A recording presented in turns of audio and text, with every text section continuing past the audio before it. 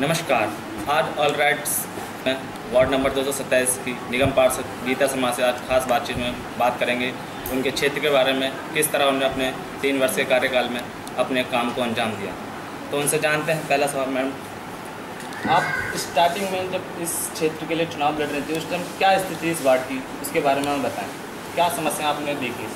जिस समय 2012 में मैं इलेक्शन जीत कर यहाँ पर आई तो सबसे मेन समस्या हमारे यहाँ पे सफाई की जो अव्यवस्था थी उसकी थी। और उसके लिए हालांकि ये डेली नीड है, रोज़ सफाई होती है, रोज़ की ज़रूरत है, लेकिन उसके लिए ज़्यादा से ज़्यादा संसाधन यहाँ पे प्रोवाइड कराने का हमारा संकल्प था। जो टिपर्स ज़्यादा लगा के, ज़्यादा ढलाव घर बना के, वो काफ़ी हद तक कंट्रोल में है। और अभी आपने देखा एक बड़ा ढलाव घर हमने यहाँ पे हसनपुर डिपो के सामने नाले पे बनवाई है। हमारे उस समय हमारे विधायक जी नसीब सिंह जी थे, उनके अथक प्रयास से ये संभव हो पाया कि फ्लड वालों ने एक बड़ा नाला वहाँ पर बनवाया, जिससे कि ये अभी लास्ट वीक ही अभी इसका इनॉग्रेशन हुआ है। और जिससे जो समस्या सोसाइटी गेट्स पे थी, क्योंकि डीडीए ने जब यहाँ का एक खाका तैयार किया था जिस समय, तो वहाँ ये व्यवस्था थी कि हर सोसाइटी या हर 4 सोसाइटी के बाद उसमें एक ढलाव घर बना दिया था, बिना ये देखे कि ये सोसाइटी के गेट के पास ही है बिल्कुल। जैसे आपने देखा होगा कि मैत्री अपार्टमेंट के पास में था, वहाँ 2 ढलाव घर थे। और अभी खैर अभी भी डल रहा है कूड़ा हालांकि, लेकिन कंट्रोल में स्थिति, क्योंकि अब वो सारा कूड़ा बड़े ढलाव घर पे जा रहा है जो नाले के ऊपर बनाया हुआ है, जिससे कोई जगह भी डिस्टर्ब नहीं हुई है, नाले का भी यूटिलाइजेशन हो गया। और हमारी जो कूड़े की समस्या 5 टिपर एक वार्ड को मिले हुए हैं, उन 5 टिपर की कंटिन्यू मॉनिटरिंग होती है कि कब कहाँ कौन सा टिपर चल रहा है। राउंड के थ्रू भी सब जगह पूछा जाता है, आम आदमी से पूछा जाता है, पब्लिक से पूछा जाता है कि आपके यहाँ टिपर समय पे आ रहा है या नहीं, आपके गलियों की नालियों की सफाई। जानना चाहते हैं कि अब नेक्स्ट सवाल मेरा जो है कि आगे 3 वर्ष हो गए, आप किन कार्यों को मुख्यतः अपना अंजाम दिया जिससे पूरे हो गए, जो पहले नहीं हो पाए थे उनको अपने 3 वर्ष में किया, उनके बारे में थोड़ा विवरण दे देना। अभी मुकेश जी, जैसे अभी मैंने आपको बताया कि सबसे पहले तो हमारे ढलाव वाली समस्या, ढलाव के ऊपर हमने ये सब किया है। फोकस यही किया है कि लोगों को जो सोसाइटी गेट पे कूड़े थे उससे निजात मिलेगी। ये सभी जो ढलाव घर है इस तरह के जो सोसाइटी गेट पे वो सब बंद हो जाएंगे। दूसरा, हमने फोकस किया पार्क्स के ऊपर, क्योंकि आईपी एक्सटेंशन बहुत ज़्यादा मैच्योर डेवलप्ड एरिया है। यहाँ पर लोगों की वो समस्याएं नहीं है जो एक रीसेटलमेंट कॉलोनीज़ में जो होती है। उन्हें रीसेटलमेंट कॉलोनीज़ की प्रॉब्लम्स अलग होती हैं, आईपी एक्सटेंशन की प्रॉब्लम्स अलग तरह की हैं। यहाँ लोगों को सुबह वॉक के लिए ग्रीन पार्क भी चाहिए, यहाँ लोगों को अपने शॉपिंग के लिए मार्केट्स भी अच्छी चाहिए, यहाँ लोगों को रोड भी अच्छे चाहिए। तो हमारा फोकस अपने क्षेत्र की इन्हीं समस्याओं को मेन रेज करना था। सबसे पहले 2012 में जब हम आए तो हमने देखा कि ईडीएमसी का एक ही पार्क था यहाँ पे हसनपुर गाँव में, और बाकी पार्क थे नहीं, बाकी डीडीए के पार्क थे, और डीडीए के पार्क बिल्कुल जीरो हुए थे, क्योंकि उनमें वो पार्क लगते ही नहीं थे, वो सिर्फ ग्राउंड और गार्बेज सेंटर जैसे बने हुए थे जहाँ कूड़े की बहुत ज़्यादा उसमें मात्रा थी। तो हमने जो सबसे पहले फोकस यही किया, वो डीडीए के पार्क्स, जो छोटे पार्क्स थे 3 एकड़ से छोटे पार्क्स, वो ईडीएमसी को हैंडओवर कराए। ईडीएमसी को हैंडओवर कराने से ये फ़ायदा हुआ कि ईडीएमसी का फंड उसमें लगने लगा, ईडीएमसी की मैनुअल पावर उसमें लगने लगी, और काउंसलर का कंट्रोल उसमें होने लगा। जब किसी चीज़ पे कंट्रोल होता है तो वो काम ज़्यादा अच्छे से हो पाता है। तो हमने उसी चीज़ को फोकस करते हुए, आप ये देखिए, अभी मैं आपको एक पार्क हमारा बहुत अच्छा डेवलप हो चुका है, एक नहीं 2-3 पर एक को मैं स्पेशल कहना चाहूँगी कि इंद्रप्रस्थ अपार्टमेंट के सामने का पार्क है। हमने बल्कि यहाँ पे एक बैनर भी लगवाया हुआ बिफोर एंड आफ्टर, कि उस पार्क की पहले स्थिति क्या थी और अब उस पार्क की स्थिति क्या है। मैं चाहूँगी कि आप एक बार उस पार्क को ज़रूर देखें जाके, कि आप बिल्कुल नहीं कह सकते कि ये पार्क 300 कंप्लीशन देता है। एक पार्क है आईपेक्स भवन के पीछे का पार्क, उस पार्क को अगर आप देखेंगे कि उस पार्क में बहुत हमने पूरी तरह से डिज़ाइनिंग करके वहाँ पे जो हेजेस भी लग रही हैं, सैपलिंग इस तरह से लगवाई है कि जिससे कि वॉकवे में भी दिक्कत ना आए और सुंदरता भी बन जाए। एक नीति अपार्टमेंट के साथ वाला पार्क है, वो दोनों पार्क आमने सामने, 3 पार्क हमारे बहुत अच्छे से डेवलप हो चुके हैं और मैं चाहूँगी कि आप उनमें विज़िट करें। तो ये और बाकी पार्क्स में काम चल ही रहा है। साथ ही एक मार्केट्स को हमने फोकस किया। आपको जैसा मालूम ही है कि पहले सारी ये डीडीए के पास थी, डीडीए की तरफ से कोई इनमें काम नहीं किए जा रहे थे। टूट फूट इतनी हुई रहती थी मार्केट में कि चलना भी दूभर होता था और वो मार्केट कम ऐसा लगता था जैसे किसी गांव के पिछड़े एरिया में जो सालों से नेगलेक्टेड एरिया होता उस तरह की वो थी। अभी आप देखेंगे वहाँ जाके वो मार्केट्स भी नसीब सिंह जी ने हैंडओवर कराई एमसीडी को, और एमसीडी में हैंडओवर होने की वजह से उसका ये फ़ायदा हुआ कि एमसीडी का फंड उसमें लगा और अब आप जाके देखेंगे तो 2 मार्केट हमारी बहुत अच्छी पोजीशन में और अभी उनका फाइनल स्टेज पे काम चल रहा है। एक पंकज प्लाजा मार्केट है जोशी कॉलोनी के बिल्कुल नियर बाय है और एक ओरिएंटल मार्केट, ओरिएंटल अपार्टमेंट के सामने वाली मार्केट है। दोनों मार्केट्स में हमने मास्टिक भी कराई है और कोटा स्टोन भी डलवाया, कोटा स्टोन बालकों निगम कर्मचारियों के लिए।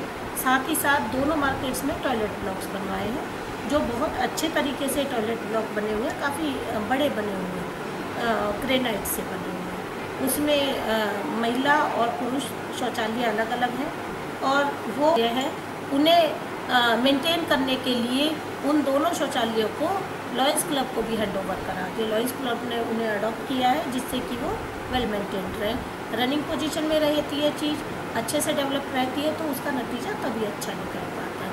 अभी 1-2 साइट्स हमने देखी हैं, जैसे मधु विहार में बहुत ज़्यादा दिक्कत है टॉयलेट की महिलाओं के लिए बेसिकली, शायद उस पर भी जल्दी काम शुरू हो जाएगा। स्कूल्स, क्योंकि इन्हीं चीज़ों के साथ स्कूल्स भी जुड़े हुए हैं कि जहाँ गरीब घरों के बच्चे पढ़ने आते हैं और वहाँ फैसिलिटीज़ कितनी दी जाती है कितनी नहीं दी जाती, उस पर भी हमारा फोकस रहता है।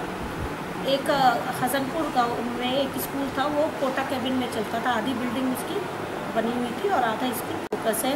बाकी लोगों की जो भी समस्याएं आती हैं वो तो हम कंटिन्यू अटेंड करते भी हैं और कोशिश करते हैं कि सेम टाइम पे उनकी समस्या का समाधान हो। एक हमारा ड्रीम प्रोजेक्ट चल रहा है गाजीपुर गांव में, एक पार्क है, काफ़ी बड़ा पार्क है, मेरे ख्याल से 3.5 एकड़ का वो पार्क है, EDMC का ही, लेकिन वो कभी 2005 या 7 से भी उसमें काम चल रहा था, लेकिन वो आप देखेंगे कि 2012 से पहले की उसकी पिक्चर और आज की पिक्चर में ज़मीन आसमान का अंतर है। उसकी बाउंड्री वॉल काफ़ी अच्छी रेस कराई है हमने, उसके ऊपर कंसर्टीरा वायरिंग ताकि सिक्योरिटी बेस से पार्क भी डेवलप काफ़ी हो गया, लेकिन कुछ जगह अभी भी उसमें ऐसी है कि जो झील में आती है, झुकी हुई है और उसमें अभी फीलिंग नहीं हुई है, बारिश का पानी भरने से उसमें दिक्कतें हो जाती हैं। लेकिन आधे से अधिक पार्क हमारा बहुत अच्छा डेवलप हो गया।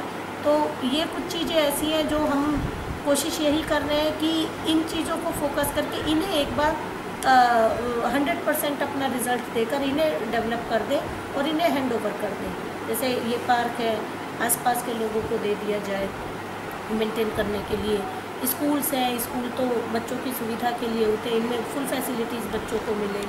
और पार्क्स बाकी IP एक्सटेंशन के हैं, कुछ संस्थाओं ने भी अडॉप्टेशन के लिए अप्लाई किया हुआ है, हम चाहते हैं कि उन्हें मिल जाए तो वो अपने मेंटेन कर पाएँ। जो EDMC पे क्या स्थिति है कि हैंड ओवर करने पड़े, EDMC अपने माध्यम से निकल होता है? नहीं, EDMC में मुकेश भाई ऐसा है कि उसमें रिक्रूटमेंट तो है नहीं, इस समय रिक्रूटमेंट सारी बंद की हुई है, जो भर्तियाँ हैं वो बंद की हुई है और रिटायर हर साल लोग हो रहे हैं, आपको मालूम ही है, तो उनके पास मैनुअल पावर की बहुत कमी है। अब मैनुअल पावर की कमी होने से कोई भी चीज़ डेवलप हो ही नहीं सकती, इसीलिए हमारा भी प्रयास ये, इसमें कोई बुराई भी नहीं है कि अगर अच्छे संसाधनों से, अच्छी चीज़ों से लोग आगे आके अपना इंटरेस्ट लगा के इन चीज़ों को अगर सहयोग देते तो ये उनकी सुविधा के लिए। और जब बल्कि मैं एक मानती हूँ कि अगर लोग अपना सहयोग देंगे तो लोग उसमें इंटरेस्टेड भी होंगे, उससे अपने एरिया को नीट एंड क्लीन रखने के लिए, क्योंकि उसमें उनका भी मेहनत लगी हुई है, उनकी भी भागीदारी है। मैडम, आपका IP एक्सटेंशन काफ़ी मतलब हाईपी मतलब वीआईपी एरिया कह लो एक तरह से, क्योंकि काफ़ी सोसाइटी आ रही है, लेकिन बीच में कहीं कहीं स्लम एरिया भी है जी, काफ़ी स्लम एरिया भी जी। है। उनमें स्थिति को क्या आज आप क्या समझते हो, उनमें क्या स्थिति हो रखी है सफाई व्यवस्था को लेकर, और उस क्या उस मतलब पहले के टाइम में और आज के टाइम में? हाँ मुकेश भाई, उसमें स्थिति ऐसा है कि देखिए, हालांकि दिल्ली गवर्नमेंट ने हमारे हाथ बांध रखे स्लम्स के लिए, क्योंकि स्लम डिपार्टमेंट को बिल्कुल पहले ये एनसीडी के कंट्रोल में था, वो दिल्ली गवर्नमेंट ने अपने कंट्रोल में ले लिया, तो उसमें बहुत लिमिट्स हो गई हैं हमारी। लेकिन जो साफ़ सफाई की है और जो स्प्रे की है, जैसे मच्छर है और ये मलेरिया अवेयरनेस कैंप वगैरह, हमारा फोकस यही रहता है कि हम इन्हीं कैंप्स में दें, क्योंकि ये लोग कम पढ़े लिखे लोग हैं, कम अवेयर हैं, तो इस जगह पे अगर हमारे ये डेंगू मलेरिया से जो रोकथाम के उपाय के जो कैंप लगते हैं, उन्हें हम फोकस यही कराते हैं। अभी लास्ट ईयर भी हमने जो सिद्ध अपार्टमेंट के सामने कम्युनिटी सेंटर, ये भी मैं आपको जानकारी दूं कि ये भी 2012 के बाद ही ये बना है, और ये बहुत अच्छा कम्युनिटी सेंटर है जिसमें पार्किंग स्पेस भी है। तो हमने यहाँ पे एक मलेरिया कैंप लगवाया था, जिसमें सिर्फ और सिर्फ क्लस्टर्स के ही लोगों को बुलाया था, जिससे कि उन्हें जानकारी मिले और जागरूक भी हो कि डेंगू मलेरिया से छोटे छोटे उपाय करके किस तरह बचाव किया जाता है। साथ ही साथ एक हम माइक के थ्रू, हैंड माइक लेकर एक अवेयरनेस एक रैली भी निकालते हैं, जो हमारी हर महीने निकल रही है। अभी जब से बरसात शुरू है, मेरे ख्याल से जून से हमारी हर महीने निकल रही है। तीनों क्लस्टर को हम कवर करते हैं हर महीने, कि उसमें एक बैनर होता है जिसमें मलेरिया जागरूक अभियान लिखा होता है, उसमें मलेरिया टीम साथ में चलती है, हैंड माइक पे बोलते हुए चलती है, हैंडबिल बांटते हुए चलती है, और साथ ही साथ जो भी कूलर होते हैं उनकी चेकिंग होती है, और माइक के थ्रू भी वो अवेयर करते हैं कि अपने कूलर में से जालियाँ वो हटवा लें, घास निकाल लें, कूलर को सूखा रखें, पानी को ढक के रखें, और अगर कहीं दवाई प्रोवाइड हाँ खुद क्योंकि उसमें फ़ायदा ये होता है कि लोग अगर हम कहीं कैंप लगवाते हैं तो उसमें सब लोग नहीं आ पाते, तो बेसिकली महिलाओं को ही हम फोकस कर रहे हैं, क्योंकि अपने घर की जिम्मेदारी उन्हीं की होती है।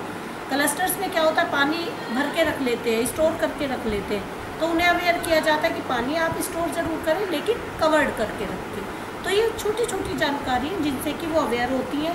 उन्हें वहीं पे हम कूलर वाली दवाई भी प्रोवाइड कराते हैं, उन्हें वहीं पे हम अवेयर करते हैं कि अगर आपके बच्चे को उल्टी दस्त हो रहे हैं, ORS के घोल भी वहीं पे प्रोवाइड कराते हैं एज़ पर रिक्वायरमेंट। जो इससे हेल्थ से रिलेटेड जो समस्याएं हैं छोटी छोटी, जो EDMC प्रोवाइड कर सकता है, वो ऑन द स्पॉट हम कराते हैं। हम कहीं आपको नहीं लगता कि 15 साल कांग्रेस की गवर्नमेंट है, उसका आम आदमी है, तो इनके साथ एक तरह का शोषण नहीं हो रहा कि खाली एक वोट बैंक बना रखा है, इनके लिए कोई विकास की व्यवस्था नहीं कि इनको पक्के मकान दिए जाए या इनके लिए कोई और व्यवस्था की जाए, क्योंकि इतने सालों से इसी स्थिति में नहीं, बिल्कुल मैं बिल्कुल मानती हूँ, नहीं मैं बिल्कुल इस चीज़ को मानती हूँ कि कुछ लोग ये सोचते हैं कि ये वोट बैंक है, जी कुछ लोग, लेकिन ये वोट बैंक नहीं है, ये भी आम इंसान है, और इन्हें जो सुविधा मिलनी चाहिए वो पूरा प्रयास किया जाता रहा है। 15 वर्षों से कांग्रेस की गवर्नमेंट थी। आपको जानकारी होगी कि जो ये हमारे झुग्गी एरिया में लोग रहते थे, इन्हें यहाँ गाजीपुर के पास जनता फ्लैट करके आप देखेंगे जाके, तो वहाँ आधे से ज़्यादा जनता फ्लैट बन भी चुके हैं, और काफ़ी जगह जनता फ्लैट के नाम से वहाँ पे बोर्ड भी लगा हुआ है, और वो इन्हीं झुग्गियों को उधर शिफ्ट करने की बात थी।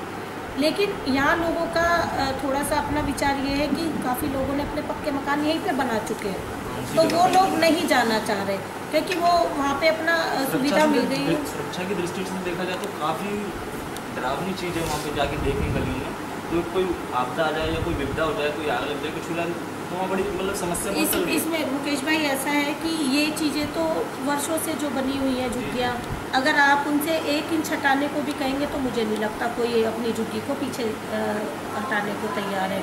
अभी हमें DDA से भी हमने कंप्लेन की थी, क्योंकि नालियाँ ठीक से बनी हुई नहीं है, तो सफाई में बड़ी दिक्कत आती है, और मेन जो वाटर लॉगिंग होती है, या जब बरसात होती है, या पानी थोड़ा भी ओवरफ्लो हो जाता है तो बैक मारता है, और पीछे की तरफ से ये ढलान पे हैं झुग्गियाँ, आगे से उठी हुई हैं, तो जिनके घर पीछे बने हुए हैं उनके घरों में भी पानी भर जाता है।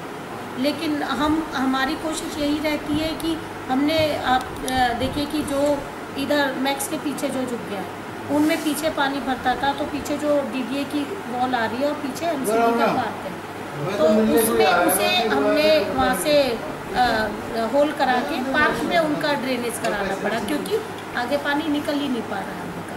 तो कोशिश यही रहती है कि इन्हें सुविधा दी जाए। अभी स्लम वालों को हमने, जबकि आउट ऑफ वे जाके हमने शौचालय का निर्माण कराया है उसमें, क्योंकि चीज़ें ऐसी है कि सुविधा इन्होंने एक एनजीओ को दिया हुआ था ये शौचालय रिपेयरिंग के लिए। एनजीओ ने क्या किया कि ऊपर ऊपर पैचिंग कर दी, सिर्फ एक उसका मेकअप करके छोड़ दिया ना। फिर हमने खड़े होकर, इवन हमने दिल्ली आज तक वालों को भी बुलाया था वहाँ पे, वहाँ हमने उन्हें दिखाया कि एक्चुअल कंडीशन वहाँ पे क्या है। वहाँ पे देखा उनके जो टैंक थे वो भरे हुए थे, टॉयलेट ब्लॉक पूरी तरह ब्लॉक थे, अंदर से शीट्स टूटी हुई थी, इवन दरवाजे टूटे हुए थे। सिर्फ बाहर उन्होंने ग्रेट वॉश करके वो जो मेकअप किया था वो उन्होंने दिखा दिया कि हमने इसका नवीनीकरण कर दिया, जो बहुत दुखदायी स्थिति थी। लेकिन हमने वहाँ खड़े होकर फिर काम कराया।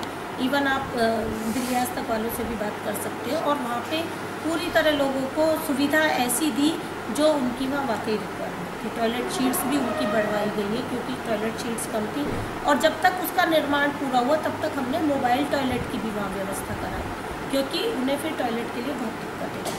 तो ये डेली नीड्स, बेसिक नीड्स है, इन्हीं को हमारा फोकस था, आज भी है और आगे भी इसी पे रहेगा। क्योंकि हम आपसे ये नहीं कह सकते कि हम सपने ऊंचे दिखा के ऐसे काम नहीं करना चाहते जो पूरे ना हो। हम सपने वही दिखाते हैं जो आपके ज़रूरत के हैं, और जिन्हें आप और हम कोशिश करके मिल के पूरा कर सकते हैं। हम काम करके और आप हमारे कामों को प्रचारित करके। मैडम एक सवाल और, एक पार्किंग की समस्या आपके क्षेत्र में बहुत ज़्यादा है। जी जी जी, कहें तो पूरी दिल्ली में ही है। नहीं, मैं बिल्कुल मुकेश भाई, मैं ये चीज़ मान रही हूँ कि ये हमारा वेल डेवलप्ड एरिया था और वेल प्लान्ड भी था। इसमें क्या था, हर सोसाइटी इस तरह से ड्राइंग उसकी जब बनी थी इस तरह से मैनेज की गई थी कि एक गाड़ी एक फैमिली को प्रोवाइड कर सके, वो पार्किंग स्पेस एक गाड़ी की मिल सके। लेकिन अब ये 30 साल पहले की, जो 30-32 साल पहले का खाका वो आज की दिल्ली में फिट कहीं भी नहीं बैठा, चाहे वो सीवर सिस्टम हो या पार्किंग सिस्टम हो। इसीलिए दिल्ली में आज सबसे बड़ी जो समस्या है वो सीवर और पार्किंग की है। आप किसी भी क्षेत्र में चले जाइए, ये दो समस्याएं बिल्कुल ऐसे सुरसा के मुंह की तरह खड़ी हुई है कि आप इससे निजात नहीं पा सकते। लगता है कि दिल्ली की राजधानी में इतनी बड़ी समस्या है। एक्चुअली देखते हम एक्चुअली क्या है मुकेश भाई की गाड़ी खरीदना बहुत इजी हो गया है, क्योंकि गाड़ी फाइनेंस कराइए, इंस्टॉलमेंट में उसकी आप पेमेंट करते रहिए, तो एक घर में 4-4 गाड़ियाँ, 6-6 गाड़ियाँ। और अब आजकल बच्चों का भी लाइफस्टाइल ये हो गया कि 12th पास करते ही बच्चे पब्लिक ट्रांसपोर्ट के बजाय प्रायोरिटी अपनी गाड़ी को ही देते हैं, कि वो बच्चे 12th के एग्ज़ाम में ही कह देते हैं जी मुझे ये वाली गाड़ी चाहिए पास होते, और पेरेंट्स लेके भी देते हैं। तो एक सोसाइटी में जहाँ एक गाड़ी खड़ी होने की एक फैमिली के लिए जगह थी, वहाँ पे अब उसी फैमिली में 4-4 अगर गाड़ी। कोई मैम एमसीडी में कोई इसके लिए प्लान तैयार हो रहा है? देखिए एमसीडी में हमने प्लान अपना दिया था, अपना विचार दिया था, लेकिन वो वहाँ रिजेक्ट हो गया। हमने अपना विचार दिया था कि जिस तरह गांधीनगर में नाले के ऊपर पार्किंग स्पेस बनाई हुई है, तो क्यों नहीं ये नाला, जब आईपी एक्सटेंशन के भी साइड चल रहा है और इतना बड़ा नाला है, अभी जैसे हमने ढलावघर भी नाले के ऊपर बनवाया, तो ज़्यादा से ज़्यादा फैसिलिटीज़ आप नाले के ऊपर दीजिए। गांधीनगर में आप जाके देखेंगे 2 पार्किंग नाले के ऊपर चल रही हैं, तो क्यों नहीं उस एरिया को कवर करके आप पार्किंग स्पेस में यूज़ कीजिए। क्योंकि पार्किंग अगर आप ऐसे मांगने जाएंगे तो कहीं स्पेस है ही नहीं, पूरी दिल्ली में ही आपको नहीं मिलेगी जगह। तो अब तो यही एक ऑल्टरनेट रह गया कि नाले को कवर्ड कीजिए और पार्किंग बनाइए, लेकिन वो रिजेक्ट कर दिया। वो खैर उनकी अपनी पॉलिसीज़ है किस तरह से रिजेक्ट किया है, क्योंकि बीजेपी बैठी है शासन में, उन्होंने तो सपने दिखाए मल्टी स्टोरी पार्किंग के भी, लेकिन मुझे तो कहीं जमुना पार में तो नज़र नहीं आ रही कि मल्टी स्टोरी में वो पार्किंग बनवाई थी। हम 3 वर्षों से सुन रहे हैं लाल क्वार्टर में एक वो मल्टी स्टोरी पार्किंग बनने जा रही है, लेकिन कहाँ है, कब बनेगी, ये जानकर कुछ नहीं है।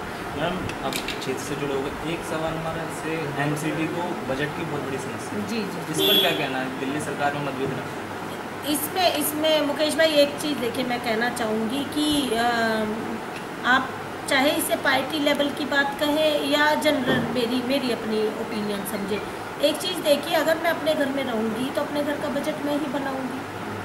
और ये 8 वर्षों से बीजेपी एमसीडी में बैठी है, फिर भी भीख मांग रही है।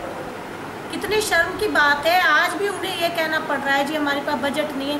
क्यों नहीं आपने अपने जो एमसीडी को इस तरह से प्लान किया हुआ कि आपको सुविधा मिल सके? आप क्यों नहीं रिवेन्यू कलेक्ट करने में इतने स्ट्रांग हो रहे हैं कि आप अच्छा रेवेन्यू ले पाए?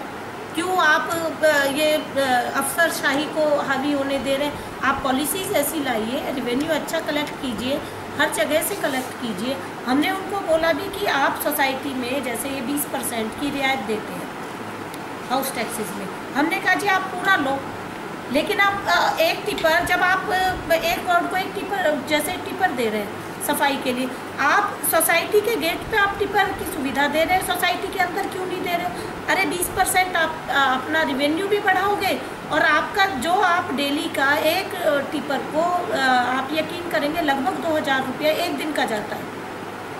एक दिन का एक टिपर का लगभग 2000 रुपया। आप सोचिए एक दिन का एक वार्ड में जहाँ 5 टिपर है 10,000 रुपया रोज का जा रहा है। तो आप उस 10,000 को यूटिलाइज क्यों नहीं कर रहे हैं? क्यों नहीं आप पार्क्स में वो सोसाइटीज़ के अंदर उन्हें सुविधा दे रहे हैं?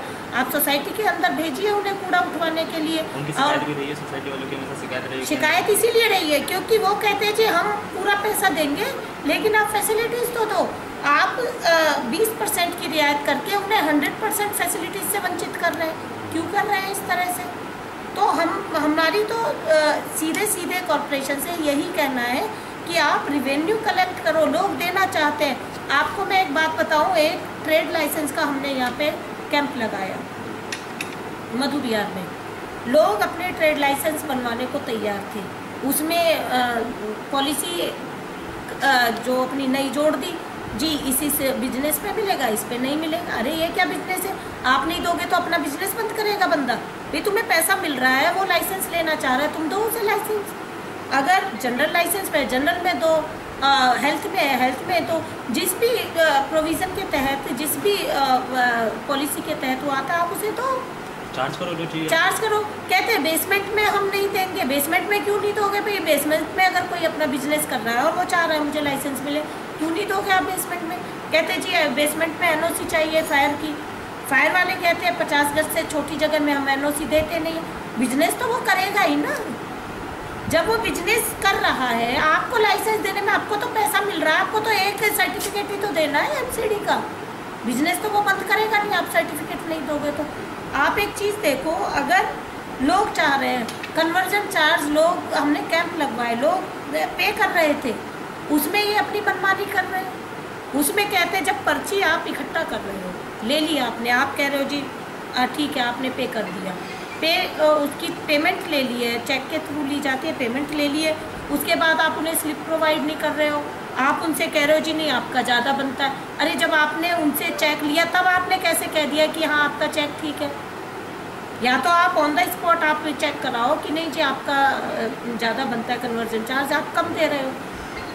आप सारा 99% काम कर देते हो, 1% के लिए फिर दूसरे बंदे को परेशान करते हो। लोग थर्रा रहे हैं इस समय एमसीडी से, इसीलिए जाते नहीं हैं। इसीलिए नहीं जाते क्योंकि इन लोगों की ये अफसरशाही, वो जब 1% का काम रहता है, जब इनका अंदर का अफसर जागरूक हो जाता है कि मेरी वैल्यू नहीं हो रही, ये तो सीधे आ रहे हैं, काम करा रहे हैं, निकल रहे हैं, मेरा रौब कैसे पड़ेगा इनके ऊपर? तो ये अपना रौब झाड़ने में लगे रहते हैं। बीजेपी के नेता अपने वोट बैंक को खींचने में कि जी चलो वो नहीं करेंगे तो हम करेंगे। आप यकीन करेंगे बीजेपी के लीडर्स ने जो बड़ी पोस्ट पे बैठे हैं, उन्होंने ऑफिसर्स से कह रखा है कि जब तक हम रिकमेंड नहीं करें आप इस काम को नहीं करना। ये क्या मतलब हुआ? आप ये चीज़ देखिए कि अगर एक कॉमन पर्सन है, सपोज आप हैं, आप अपने घर का कन्वर्जन चार्ज पे करने जा रहे हैं, आप वहाँ जाके ऑफिसर से बात करते हैं, ऑफिसर आपका 70% काम कर देगा, फाइल तैयार करा देगा, आपसे बोल देगा जी आप आ जाना जमा कर देना, जमा कर देते हैं। स्लिप देते समय कहता है जी अभी स्लिप नहीं मिलेगी, 2 दिन बाद मिलेगी। क्यों मिलेगी भाई 2 दिन बाद? उसके बाद आप 2 बार 4 बार चक्कर लगाते हैं, फिर आप किसी नेता की शरण में जाते हैं कि जी हमारी वहाँ से स्लिप नहीं मिली, आप हमें स्लिप दिलाओ। फिर वो नेता फ़ोन करता है कि जी ये मेरे अपने जानकार हैं, इनका काम कर देना। फिर वो स्लिप कैसे मिल जाती है? फिर आप ऑब्लाइज हो जाते हैं उस नेता के लिए कि हाँ जी हमारा तो मेयर ने काम करा दिया, हमारा तो स्टैंडिंग कमेटी चेयरमैन ने काम करा दिया। जबकि काम आपका नहीं था, काम उनका है पैसे लेने का, आप हेल्प उनकी कर रहे हैं। और तो ये इस तरह की मनमानी चल रही है, ऐसे थोड़ी काम होता है। इस तरह आप देखिए यहाँ रोज़ धरने प्रदर्शन हो रहे हैं, लोग इनके काम से संतुष्ट हैं ही नहीं। क्यों इसे मिनी जंतर मंतर बनाया हुआ है इन्होंने, क्यों नहीं ये लोगों की समस्याओं को सॉर्ट आउट करते हैं। हर बार नई नई मशीनें आ जाती हैं। अरे मशीनें तुम खरीद रहे हो, उन मशीन को चलाने के लिए आदमी तो रिक्रूट करो। भर्तियां नहीं है, नहीं पुराने रिटायर हो रहे हैं, नई भर्तियां कुछ हो नहीं रही हैं। आपने ट्रैक्टर लेके खड़े कर दिए, चलाने के लिए माली नहीं है कि ये ऐसे उन्हें क्या बस शोपीस बना के रखोगे?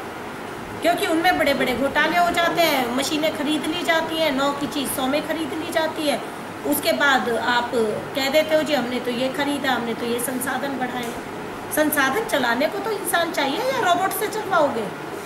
भर्तियाँ बिल्कुल नहीं करा, भर्तियाँ बिल्कुल नहीं है, कहीं नहीं है। और वो उसकी मतलब क्या परेशानी है? भर्तियाँ नहीं है, बजट की परेशानी है, खुद ही नहीं कर रहा। आप ये देखिए बजट की परेशानी मुकेश भाई मैं तो मान नहीं रही हूँ, क्योंकि अगर आप ट्रैक्टर खरीदने के लिए आपके पास पैसा है तो नई भर्तियों के लिए क्यों नहीं है? और अगर आपके पास बजट की परेशानी है तो आप जो भी आपके पास टीम है, क्या आप उससे 100% काम ले रहे हो? हर चीज़ को आप किराए पे दिए जा रहे हो। आप ये देखिए मिड डे मील, ये सारी एजेंसियाँ, ये सब एजेंसीज़ के पास है।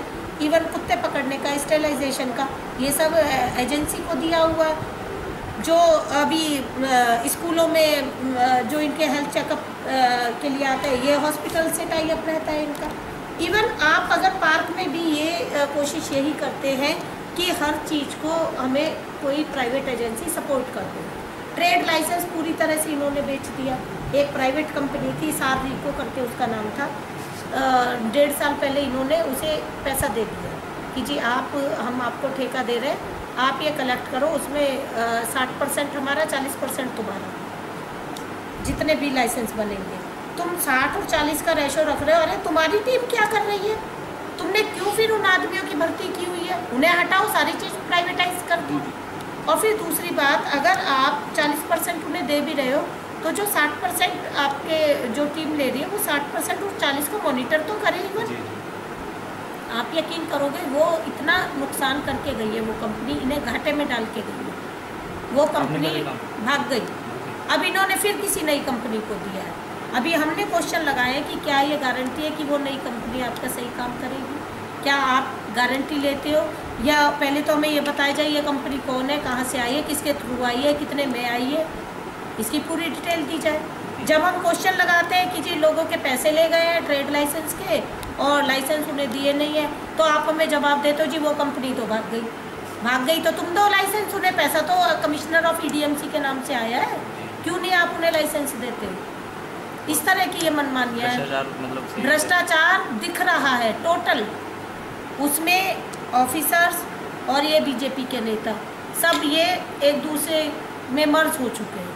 और स्थिति इस समय ऐसी है कि नेता के पास जाओगे तो नेतागिरी कर रहा है, ऑफिसर के पास जाओगे तो अफसरशाही कर रहा है, और आम आदमी खड़ा होकर सोच रहा है मैं जाऊँगा।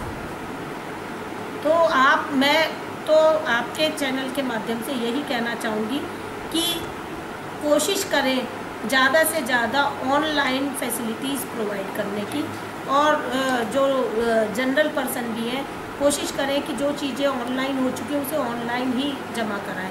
जैसे हाउस टैक्स है, कन्वर्जन चार्ज है, ट्रेड लाइसेंस भी ऑनलाइन हो गया, और जो भी कई चीज़ें ऐसी हैं जो सब चीज़ें ऑनलाइन में दिक्कत नहीं होगी मैडम ट्रेड लाइसेंस के लिए?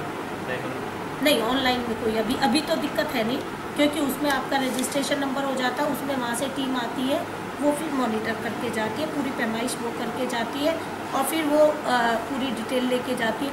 ऑनलाइन में वो इसलिए नहीं कर सकते क्योंकि आपका नंबर फ्लैश होता है, उसमें ट्रेसिंग हो जाती है, और साथ ही साथ जो ऑनलाइन चीज़ें होती हैं वो रिकॉर्ड में रहती हैं। जो मैनुअली है उसका रिकॉर्ड नहीं है इनके पास ज़्यादा, लेकिन ऑनलाइन वाले का पूरा रिकॉर्ड है।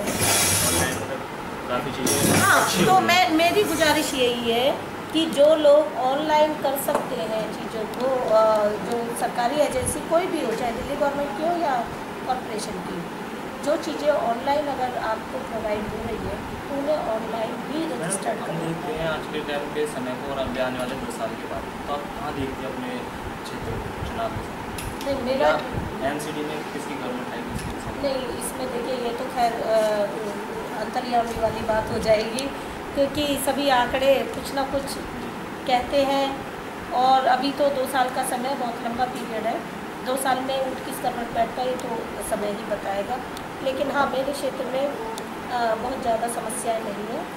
जो समस्याएं हैं वो उन पे हमारा फोकस है और हमारी कोशिश यही रहती है कि उन्हें हम समय पे ही समाप्त कर दें और लोगों के बीच भी हम जाके पूछते कि जी आपको कोई समस्या हो जो एमसीडी से रिलेटेड है और हम उसे कर पाएँ, तो उसे हम वहीं पे उन्हें अश्योर कराते हैं और कोशिश यही रहती है कि विद इन पीरियड हम उसे कंप्लीट करें। टॉयलेट की समस्या देखें तो है समस्या, लेकिन जोशी कॉलोनी का समुदाय भवन जो है जी, इसकी गेट पर गंदगी है, तो इसमें आपके पास शिकायतें आई? नहीं, मेरे पास उसकी कंटिन्यू शिकायतें आती हैं। और मुकेश भाई, एक चीज़ अभी जोशी कॉलोनी में अभी काम भी चल रहा है, आपने देखा होगा समुदाय भवन के अंदर, वो मैं बताना भूल गई आपको, रोड लेवल से वो ऊँचा भी हो रहा है, उसका ड्रेनेज सिस्टम पूरा चेंज हो रहा है, सीवर कनेक्शन भी उसके चेंज हो रहे हैं, तो काम उसमें चल रहा है, काफ़ी बड़ा काम है, मेरे ख्याल से 1.5 करोड़ का उसमें काम चल रहा है। और जो ये टॉयलेट ब्लॉक वाली बात थी, ये मेरे सामने आई थी समस्या, लेकिन इसमें क्या है कि लोगों ने ही मुझे बताया कि वहाँ पे पहले टॉयलेट ब्लॉक बना हुआ था, हालांकि मैंने नहीं देखा। देखिए, मैं इसीलिए फोकस कर रही हूँ कि लोगों ने मुझे बताया था कि यहाँ बना था, लेकिन वो पता चला कि वो समाप्त हो गया। तो अभी क्या है, पब्लिक ऑन रोड ही वो गंदगी करती है और दिक्कतें उससे उतनी ही हैं, लेकिन हमारा फोकस उस पर भी है। और उसमें हमने 218 की जो हमारी काउंसलर है सुदेशना जी, उनसे भी सहयोग मांगा है, क्योंकि हमारा वो लास्ट पॉइंट है रोड का और उधर से उनका फिर शुरू हो जाता है। हमने उनसे भी सहयोग मांगा है कि टॉयलेट ब्लॉक अगर इस तरफ अगर जैसे नहीं हो पा रहा है, क्योंकि हमारी बेल्ट पे एक मंदिर भी आ रहा है, मंदिर में भी पुजारी जी का थोड़ा ऑब्जेक्शन रहता है और हम भी पर्सनली नहीं चाहते कि मंदिर के आसपास इस तरह की चीज़ें, तो हमने उनसे सहयोग मांगा है कि अगर इस साइड ना हो, आपकी साइड हो जाए, लेकिन एक टॉयलेट की सुविधा मिल जाएगी लोगों को, तो ये जो ऑन रोड गंदगी है इससे छुटकारा मिल जाएगा। बल्कि हम तो यही कोशिश करना चाहते हैं थोड़ा बड़ा बन जाए, जिससे कि मजबूर नगर कैंप के लोग भी वहाँ पे आ सके, क्योंकि जोशी कॉलोनी में टॉयलेट की प्रॉब्लम नहीं है, मजबूर नगर के लोगों की समस्या, या जो वो रेडी पटरियाँ लगी होती है या वो लोग आते हैं। तो हमारी कोशिश यही है, उन्होंने भी हमें अश्योर किया है कि जी एक बार इसे मॉनिटर करा लीजिए जगह को। दिक्कतें मुकेश भाई ये आती है, जिसकी दुकान के आसपास है वो फिर ऑब्जेक्शन करते हैं। यही मधु बिहार में समस्या, यही जोशी कॉलोनी की सुविधा सबको चाहिए, लेकिन मेरे घर के पास ना हो। हाँ, कि मेरे घर के पास ना हो पर सुविधा हो जाए, कि मेरे घर के सामने क्यों ये थोड़ा इधर कर लो, थोड़ा उधर। तो उसमें कोशिश यही है कि या तो हम मजबूर नगर की साइड, जो बाहर की साइड जहाँ पे इस समय वो लगी हुई है, जहाँ तखत वगैरह बिछे रहते हैं, आपने तो देखा होगा, वो मजबूर नगर के बाहर की साइड जहाँ वो DDA की वॉल भी बनी हुई है, जहाँ चबूतरा है उसके पीछे की साइड, तो या तो हम वहाँ पे कोशिश कर रहे हैं, क्योंकि वो दोनों के सेंट्रलाइजर मजबूर नगर के लोगों को भी सुविधा मिल जाएगी टॉयलेट ब्लॉक का। लेकिन उसमें हमें ट्रैफिक से परमिशन लेनी होगी, क्योंकि वो ऑन रोड आ जाएगा, तो देखना पड़ेगा कि गाड़ियाँ इजीली कर्व हो पाएँ। हाँ, तो इसीलिए ये थोड़ा सा, इसीलिए ये चीज़ें कि टेक्निकली हमें वो देखना पड़ेगा। पर मेरा अपना पर्सनल मैं कहूँगी कि ये मेरा एक विचार है कि वहाँ पे हो तो ज़्यादा अच्छा है, इधर वालों को भी इजी रहेगा, इधर वालों को भी, क्योंकि इधर वाले क्रॉस करके उधर नहीं जाएंगे, उधर वाले क्रॉस करके नहीं जाएंगे, वो सेंट्रलाइज हो जाएंगे। लेकिन बस ये है कि ट्रैफिक वालों से उसकी जांच करवानी पड़ेगी कि अगर कोई दिक्कत होती है। जनता को मैं आपके चैनल के माध्यम से सबसे पहले तो आपके चैनल को ही शुभकामना देना चाहूँगी कि आपको बहुत बहुत शुभकामनाएँ। मेरे दोनों भाई मेरे साथ हैं, ये मैं तो बहुत 2012 से ही दोनों को ही जानती हूँ। और साथ ही जनता के लिए मेरी शुभकामनाएँ यही है कि आपने मुझे 2012 में जिता के इस पोस्ट पे बिठाया और अपने कामों के लिए मुझे चुना है। तो मैं अगर मेरे से कहीं कोई कमी भी रह जाती है तो आप प्लीज़ मुझे कांटेक्ट ज़रूर करें। मेरे नंबर सभी के पास है, इवन मैंने बोर्ड्स पे भी अपने कांटेक्ट नंबर लिखवाया हुआ, अपना मोबाइल नंबर, जिससे कि आपको कोई दिक्कत ना हो। कोई भी समस्या आपको लगती है कि एमसीडी से रिलेटेड है तो प्लीज़ मुझे ज़रूर कांटेक्ट करें। मेरी नॉलेज में आएगी चीज़ तो मैं ज़रूर उसे पूरा करूँगी, और आपके लिए, आपके साथ आपकी बहन हमेशा साथ है। बहुत बहुत शुभकामनाएँ, सदा खुश रहो, स्वस्थ रहो, यही शुभकामनाएँ। 227 वार्ड की निगम पार्षद गीता शर्मा, जिन्होंने अपने क्षेत्र के विकास के कार्य को जनता के सामने रखा। कैमरामैन तपस के साथ मुकेश गुप्ता, ऑल राइट्स।